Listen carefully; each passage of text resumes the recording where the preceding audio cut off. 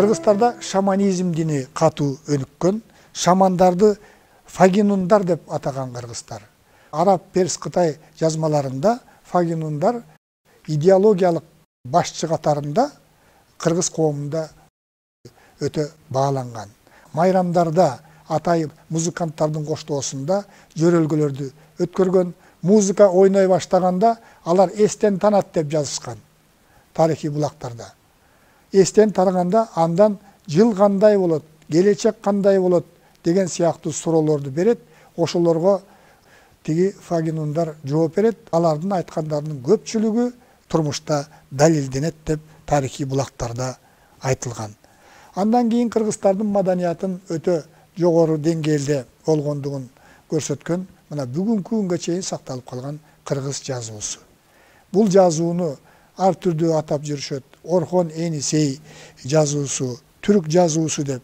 Негизинен бул жазууну албетте кыргыздар менен коңшу жашаган элдер, түрктөр, бөлөк элдер да пайдаланган.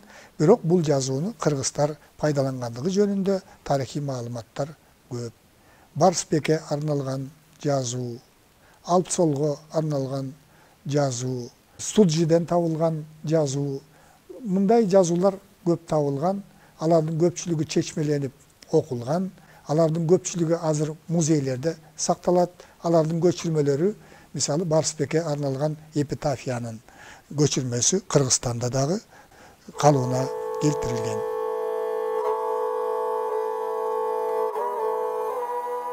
Кыргыздарда маданиятын чагылдырган элдик билим абдан жакшы өнүккөн. Анткени кыргыздар жаратылыш менен жуурулушуп, жаратылышка аяр мамиле жасап, жаратылышка байкоо жасап, элдик билимин калыптандырган. Элдик астрономия кыргыздарда жакшы өнүккөн.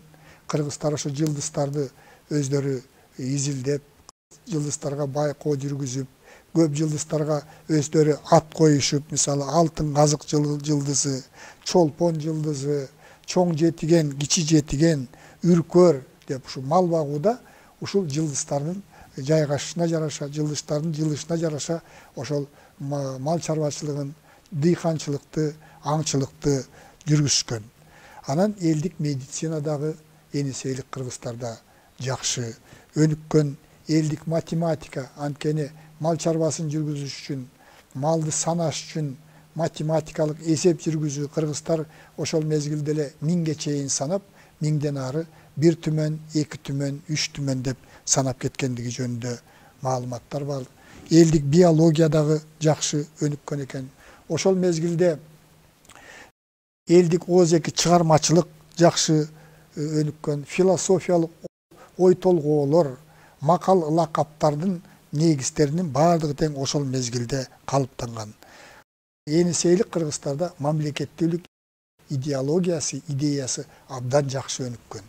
Эгерде мамлекеттүүлүк идеясы жакшы өнүкпөсө, кыргыз элинин ичинде ынтымак болбосо, Кагандын айланасында мына эпитафияларда жазылып атат. Өлүп бараткан адам элге кызмат кылгыла, Каганга кызмат кылгыла, хандын буйругун аткаргыла деген керестерди калтырып кеткендиги бул мамлекеттик идеологиянын күчтүү өнүккөндүгүнөн кабар берет. Мамлекеттүүлүк идеясы күчтүү өнүккөндүгү үчүн кыргыз эли сакталган. Мамлекеттүүлүк идеясы, ынтымак идеясы күчтүү болгондугу үчүн аз санда болсо да кыргыз эли өзүнөн 2-3 эсе көп элдерди өзүнө ассимиляциялап, ошолорду башкарып, ошолордон күчтүү армия түзүп, анан мамлекетин империяга айланткан деңгээлге жеткен. Кыргыздардын ошол мезгилде майрамдары болгон. Биринчиси бул Нооруз майрамы.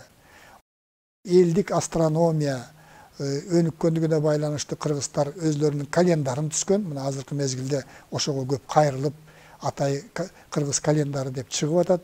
Ошол календар боюнча кыргыздар дагы жаздын келишин азыркы календар боюнча 21 март күнү белгилешкен. Нооруз майрамы өзү 3 бөлүктөн туруп өткөрүлчүкен. Каган баштап катышчу экен. Биринчи бөлүгүндө жанагы будундун жетекчилери, тутуктар, министрлер, бардык мамлекеттик чиновниктер өзүнүн тике башчысына отчет берип, Нооруз майрамы болуп аткан күндө башчылар, бойлолар жана тутуктар Каганга отчет берген. Ошондо малдын санынын өсүшү, адамдардын санынын өсүшү, дыйканчылыктан алынган түшүмдүн өлчөмү, сооданын жүрүшү жөнүндө отчет берилген. Нооруз майрамынын экинчи бөлүгүндө Каган баштаган кыргыздардын бардыгы тең мазарларга барышкан. Мазарларга барып сыйынышып, Теңирге арнап жылкыларды, букаларды, койлорду курмандыкка чалышкан. Анан мазарларга чүпөрөк байлоо салты ошо Енисейлик кыргыздарда катуу өнүккөн. Ак түстөгү чүпөрөк бул Теңирге арналган. Аны байлап жатып Теңирден өзүнүн өтүнүчтөрүн, тилектерин айткан. Экинчи сары чүпөрөк күн касиеттүү нерсе катарында бааланып, күнгө арнап байлап, күндөн дагы суранч экен. Байлап жаткан учурда тилектерин айтып. Ал эми көк түстөгү бул жер суунун белгиси катарында жер энеге ыраазычылыгын билдирип, сууга ыраазычылыгын билдирип, өзүнүн тилектерин байлап. Бир адам 3 түстөгү чүпөрөктү байлоо салты болгон. Майрамдын 3-чү бөлүгү бул оюн зоок менен улуттук оюндардын баары, аргымактарды жарыштыруу, төө жарыштыруу, аскердик өнөрүн көрсөтүү, жигит менен кыздардын оюндары, музыкалык аспаптар болгон Енисейлик кыргыздарда. Енисейлик кыргыздардагы комузду колдонгон, зыбыскы, добулбас, герней, зурнай дегендер Енисейлик кыргыздар пайдаланган.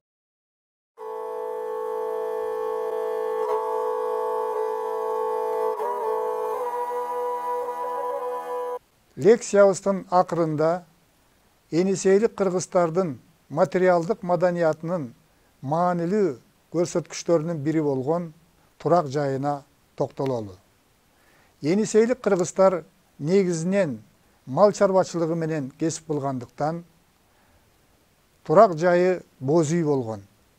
Енисейдин боюнда, Енисейдин токойлорунда талдын көп түрлөрү өскөн. Ошол талдан ылайыктап боз үйлөрдүн тулкусун, сөөгүн жасашкан. Ал эми боз үйдүн үстүн койдун жүнүнөн жасалган кийистер менен жабышкан. Боз үйдүн ичинде көчмөн турмушка, мал чарбасына ылайыктуу, жашоого ылайыктуу эмеректер турган.